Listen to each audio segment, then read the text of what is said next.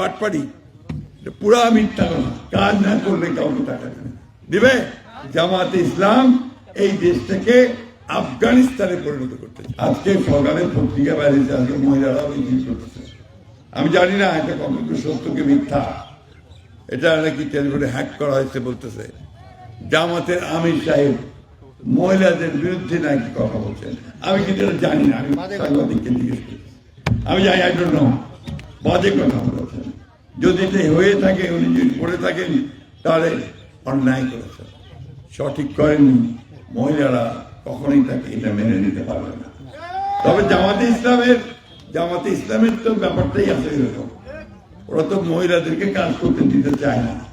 বড় মহিলারা ঘরে থাকবে, কাজ করবে কি?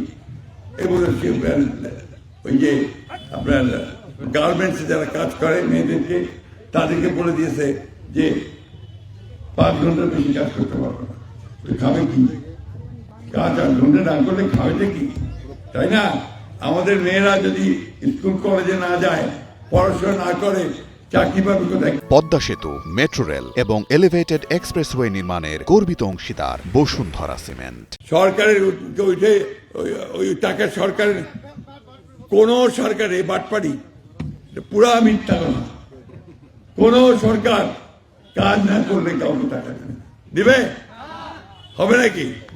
এরা জামাতে ইসলাম এই দেশটাকে আফগানিস্তানে পরিণত করতে চায়, পিছন দিকে নিয়ে যেতে চায়। জামাতে ইসলাম একটা দল, যে দলটা আমাদেরকে সামনের দিকে যেতে বাধা দেয়। আমরা পিছনে যেতে চাই না, আমরা সামনে যেতে চাই। মেয়ে পুরুষ সমান অধিকার নিয়ে এখানে এই দেশে বাংলাদেশে বাস করবে। বাংলাদেশের জনসংখ্যা মেয়েরা বেশি ছেলেদের চেয়ে। জানেন আপনারা, মেয়েরা মা বোনেরা, আপনাদের সংখ্যা বেশি। সমান অধিকার ইসলাম ধর্ম বলা আছে, আল্লাহ তাআলা বলছেন যে মেয়েদেরকে তার সমান, তার যে প্রাপ্য অধিকার, সেই অধিকার তোমরা অবশ্যই প্রদান করো। এই যে বিষয়গুলো ভুল বোঝায় মানুষকে, কিছু ভুল বোঝাতে হয় যে দাঁড়িপাল্লার ভোট দিলে নাকি বেশ যাওয়া যাবে।